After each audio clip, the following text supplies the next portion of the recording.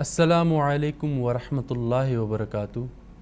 ناظرین، ترتیل القرآن کے ایک اور نئے پروگرام کے ساتھ ہم آپ کی خدمت میں حاضر ہیں۔ انشاءاللہ تعالی ہم آج بھی سورۃ البقرہ کے ایک اور رکوع کی تلاوت کریں گے اور اس کے بعد اس رکوع کی چند آیات کا ہم تجوید اور مخارج کے ساتھ ان آیات کا ذکر کریں گے، اور اس کے بعد پروگرام کے اگلے سیگمنٹ کی طرف ہم جائیں گے، جس میں ہم چند بنیادی قواعد ابھی سکھا رہے ہیں اور مثالوں کے ساتھ، اور انشاءاللہ تعالی آہستہ آہستہ اور مزید جو قواعد آتے جائیں گے ان کو بھی سکھائیں گے۔ تو اس طرح سے یہ جو پہلا اس کا سیگمنٹ ہے یعنی حصہ ہے وہ تجوید القرآن میں کافی فائدہ دے گا، اور جو اس کا دوسرا حصہ ہوگا وہ ناظر قرآن کریم اور اس کے بعد تجوید القرآن کی جو ضروری قاعدے ہیں ان کو بھی آگے انشاءاللہ ہم سکھاتے جائیں گے۔ تو اس طرح سے دو فائدے ہو جائیں گے انشاءاللہ تعالی۔ تو آئیے اب سورۃ البقرہ کے ایک اور رکوع کی ہم تلاوت کریں گے، اور اس کے بعد اسی رکوع کی چند آیات کو ہم مزید قواعد کے ساتھ سمجھانے کی کوشش کریں گے۔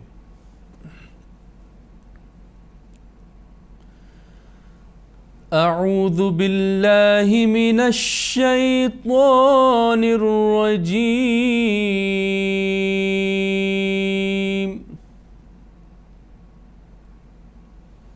بسم اللہ الرحمن الرحیم۔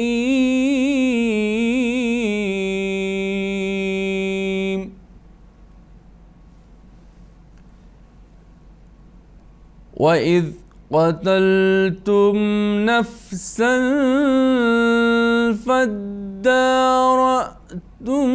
فيها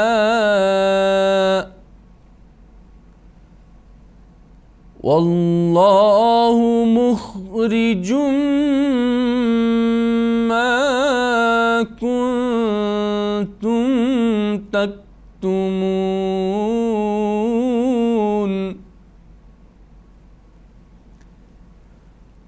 فقلنا اضربوه ببعضها كذلك يحيي الله الموتى ويريكم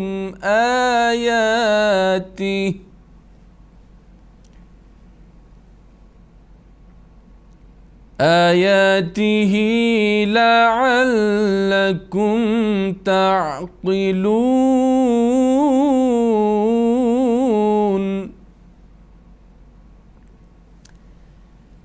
ثم قست قلوبكم من بعد ذلك فهي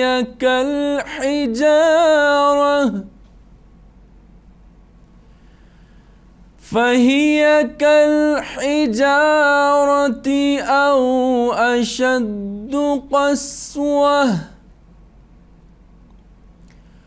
وَإِنَّ مِنَ الْحِجَارَةِ لَمَا يَتَفَجَّرُ مِنْهُ الْأَنْهَارُ،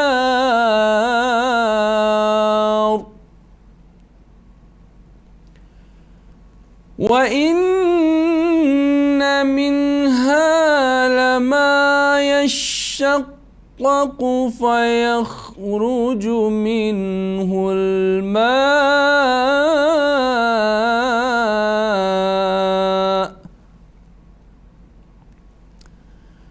وَإِنَّ مِنْهَا لَمَا يَهْبِطُ مِنْ خَشْيَةِ اللَّهِ،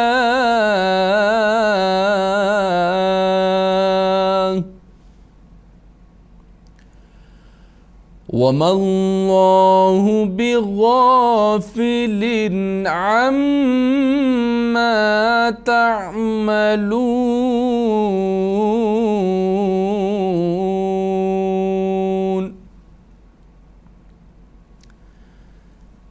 أَفَتَطْمَعُونَ أَن يُؤْمِنُوا لكم وقد كان فريق منهم يسمعون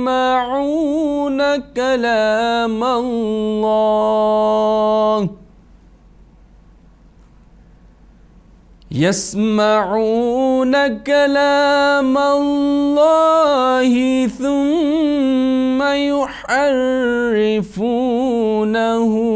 من بعد ما عقلوه وهم يعلمون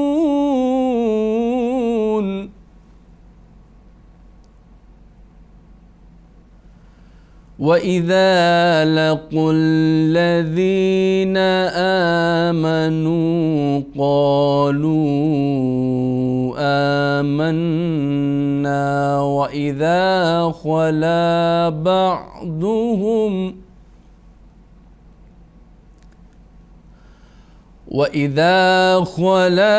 بَعْضُهُمْ إِلَى بَعْضٍ قالوا أتحدثونهم بما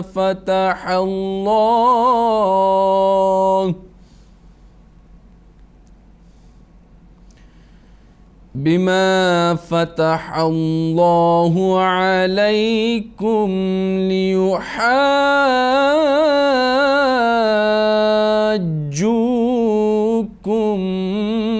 به عند ربكم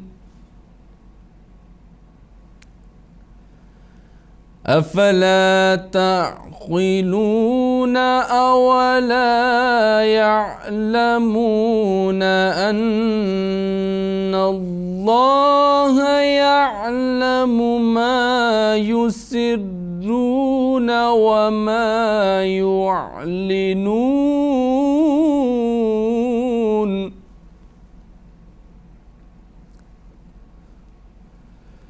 ومنهم أميون لا يعلمون الكتاب إلا أماني وإن هم إلا يظنون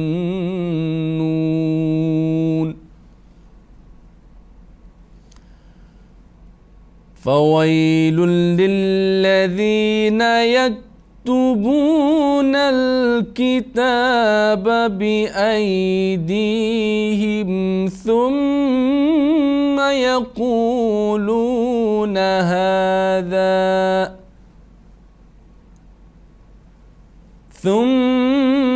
يقولون هذا من عند الله ليشتروا به ثمنا قليلا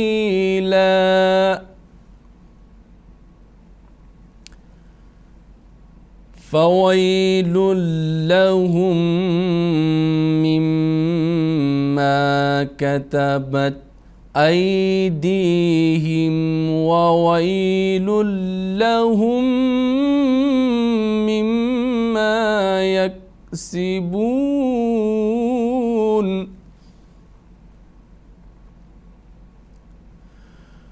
وقالوا لن تمسنا النار إلا أياما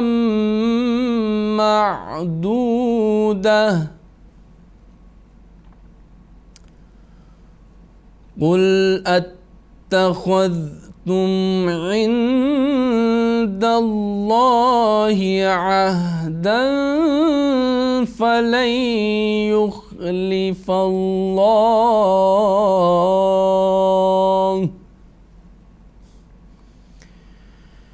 فلن يخلف الله عهده أم تقولون على الله ما لا تعلمون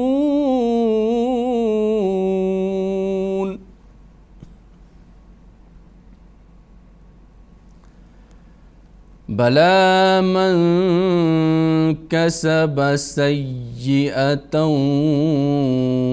وأحاطت به خطيئته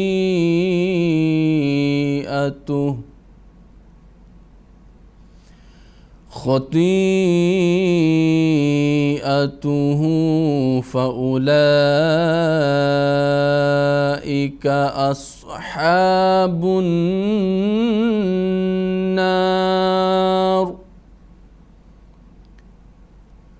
هم فيها خالدون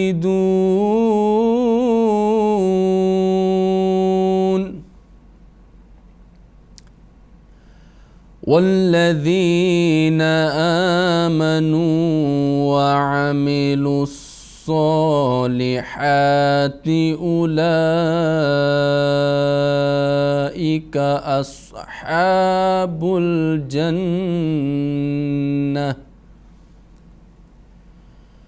هم فيها خالدون۔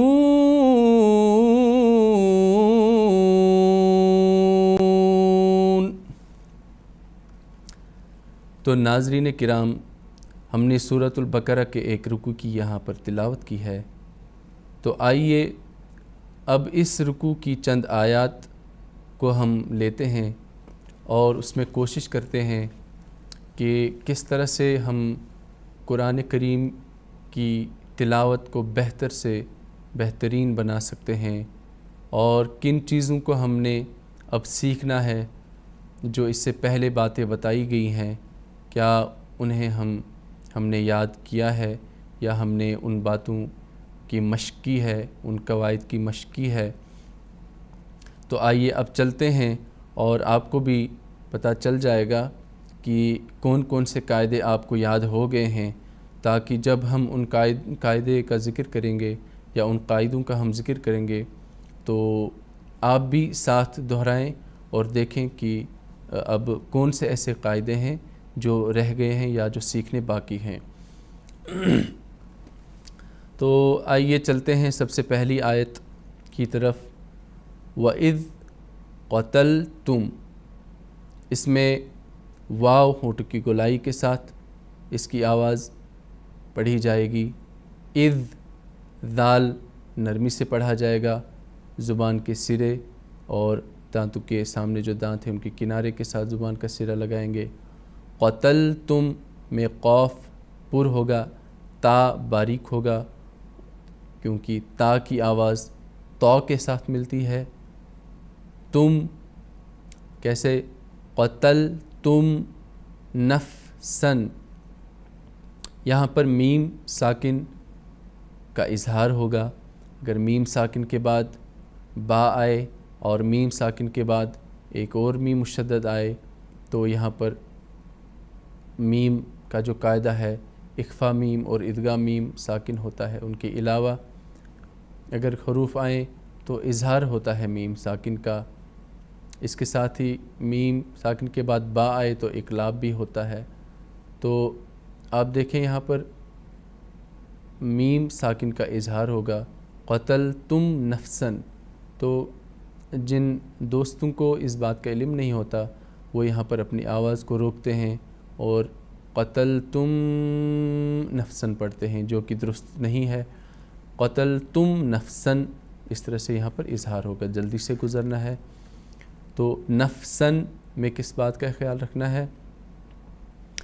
نفسن فدارتم، یہاں پر آپ دیکھیں کہ تنوین اور نون ساکن کا قاعدہ ہے، جب بھی کسی لفظ پر تنوین ہو، تنوین کہتے ہیں دو زبر، دو زیر اور دو پیش، تینوں کو تنوین کہتے ہیں۔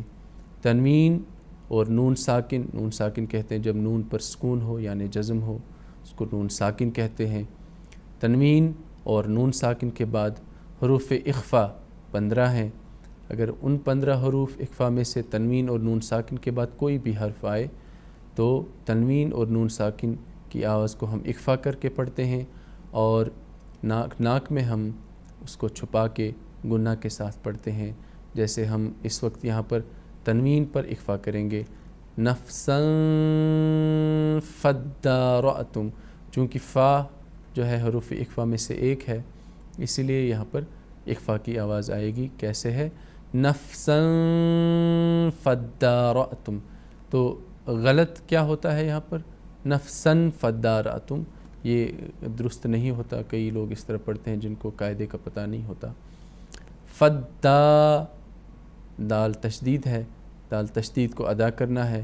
فدا، اور کھڑا زبر ہے، حروف مدہ کا قائم مقام بھی ہے۔ فدارأتم، را جو ہے یہ پر ہوگا، را کے اوپر زبر اور پیش آئے تو را پر ہوگا، کسرہ آئے تو باریک ہوگا۔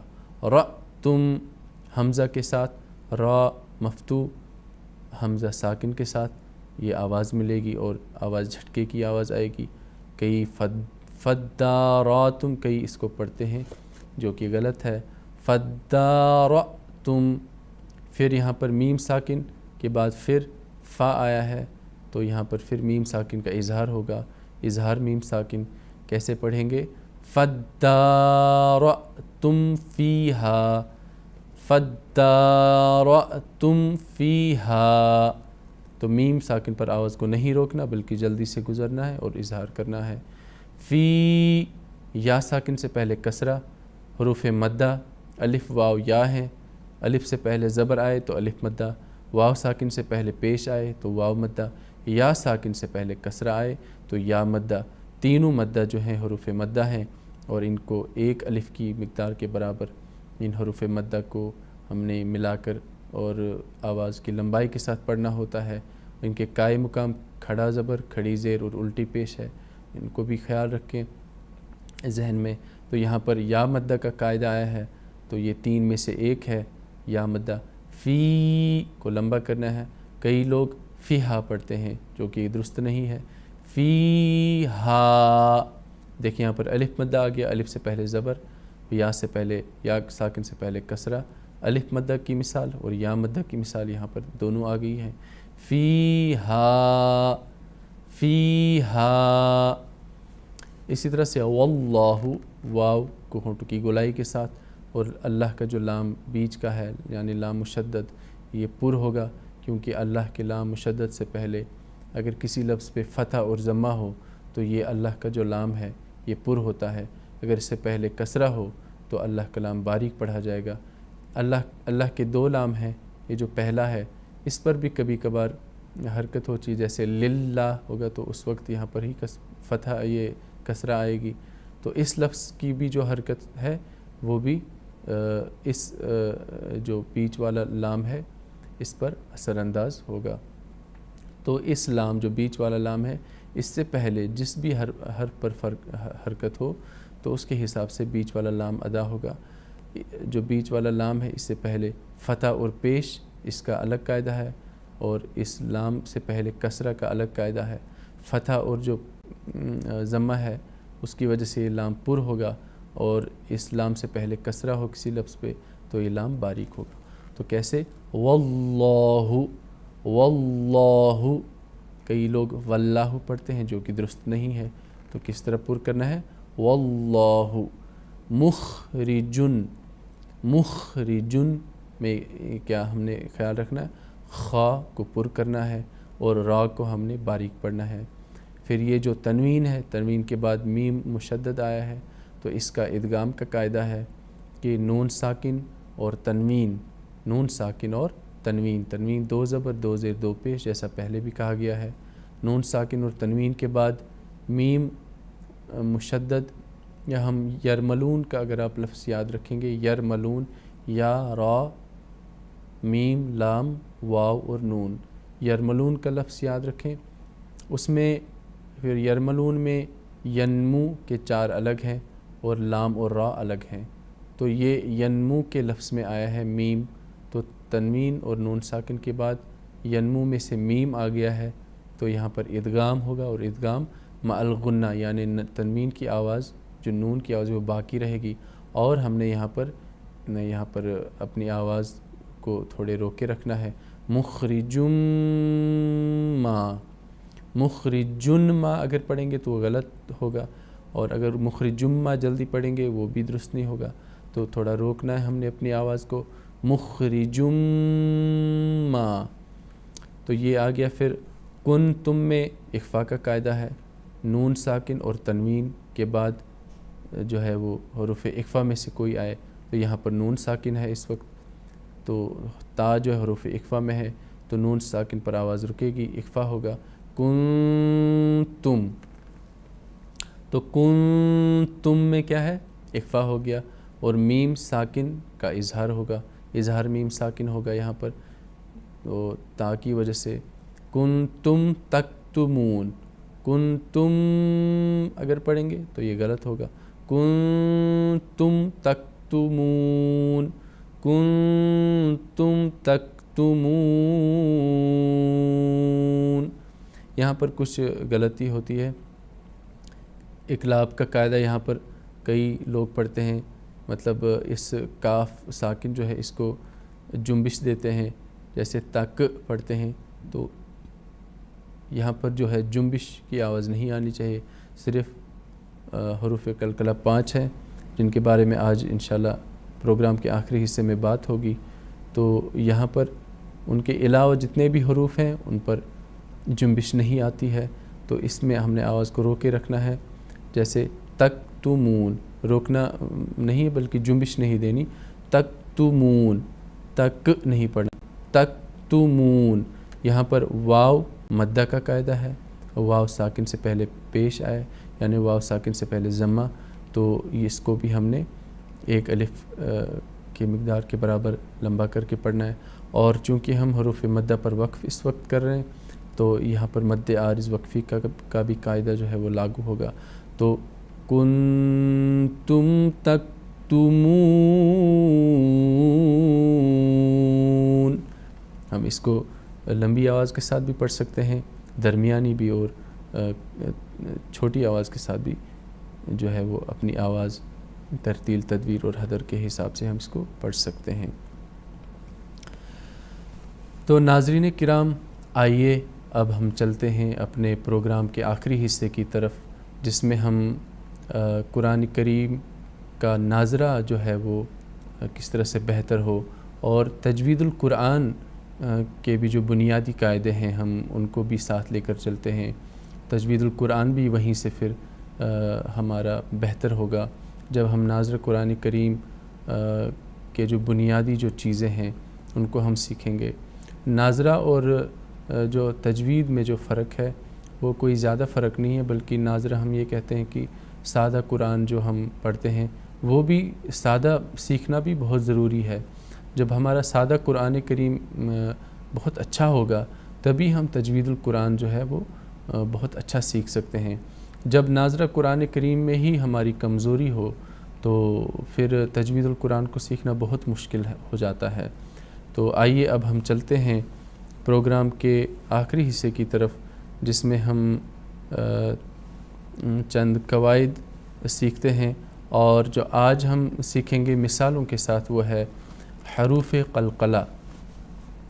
تو اس کو پہلے میں اس کا جو قاعدہ ہے وہ پڑھ لیتا ہوں کہ 5 حروف قاف طا با جیم دال ایسے ہیں کہ ساکن ہونے کی حالت میں ان کو پڑھتے ہوئے جس جگہ آواز ٹھہرتی ہے وہاں اگر ان کو تھوڑی سی جنبش نہ دی جائے تو یہ پڑھنے مشکل ہوتے ہیں اور لفظ روانی اور سلاست سے نہیں پڑھا جاتا۔ ان کے اس ہلانے کو کہتے ہیں قلقلہ کرنا۔